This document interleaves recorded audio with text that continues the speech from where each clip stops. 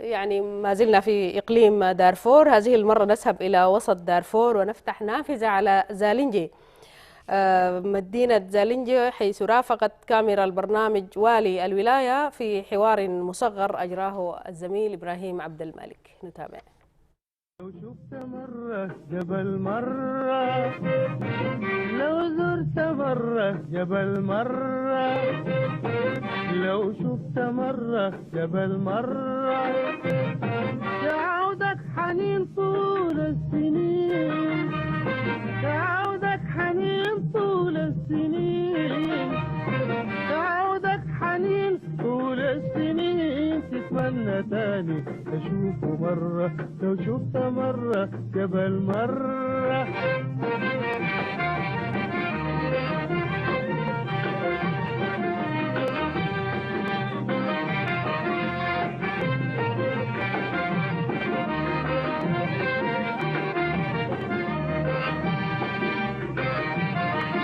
لو شفته تنسى هموم عمر بين المناظر والزهر، لو شفته تنسى هموم عمر بين المناظر والزهر. لك التحية زميلة هالة ولكل مشاهدي برنامج نوافذ داخل حدود الوطن الحبيب وخارجه. نحييكم عبر هذه الإطلالة من ولاية وسط دارفور، حيث قام والي الولاية المكلف بزيارة سوق مدينة زالنجيه، وذلك للإطمئنان على حجم التبادل التجاري ومراقبة الأسواق ضمن خطة حكومة الولاية للاهتمام بمعاش الناس. لمتابعة أبعاد هذه الزيارة أبقوا معنا عبر هذه المساحة.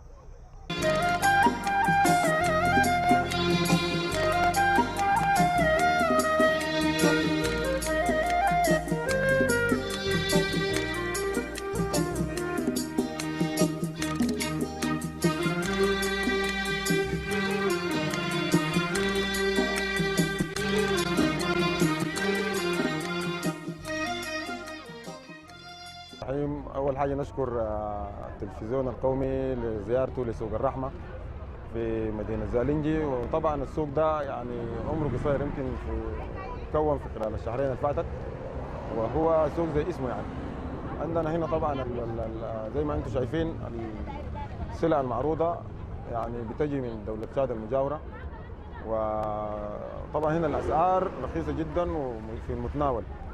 والسعر الرخيص ده طبعا جاي يعني يعني هنا ما في طمع صراحه، يعني الناس بتبيع باقل ربح.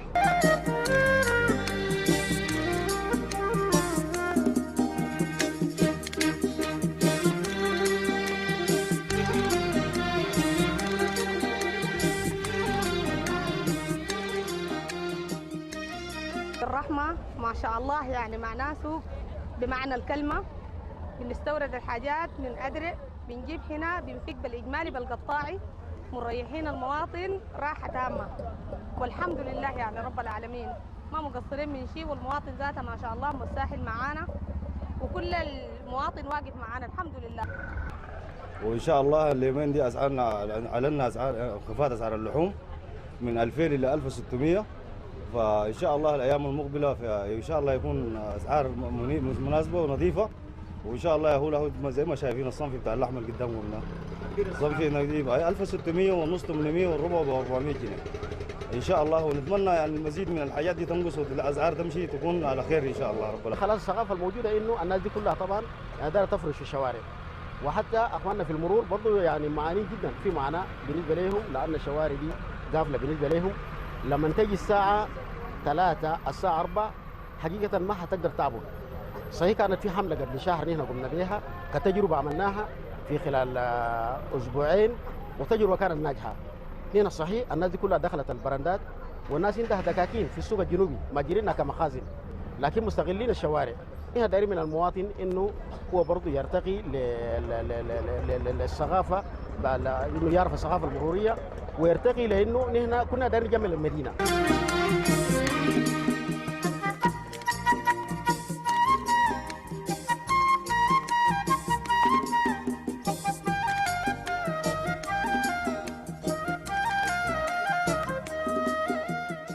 نتفقد أول حاجة أحوال السوق، والحاجة الثانية نجيب على موقف الأسعار، والحاجة الثالثة نجيب على شكل السوق من ناحية التنظيم وبعض الإشكالات أو التداخلات الحاصلة بين الدكاكين، ونتأكد برضو من أداء المحلية. حقيقة في مجال الأسعار لقينا إنه في انخفاض كبير جدا في مجال الأسعار، خاصة في الذرة انخفضت بمعدل من الميد كان ب 2800 ل 1800 و 1500، وده انفراج كبير، وده برضه نتيجة ل الانتاج الوافر اللي حظيت به هذه السنة الموسم هذا العام. أشكركم لحسن المتابعة، هذا كل ما لدينا لحلقة هذا اليوم من برنامج نوافذ. ختاما تقبلوا تحياتي إبراهيم عبد المالك محمد وزميلي زكريا نصر الله، وهذه عودة للزملاء داخل استوديو برنامج نوافذ. شكرا جزيلا إبراهيم عبد المالك مراسل تلفزيون السودان من وسط دارفور.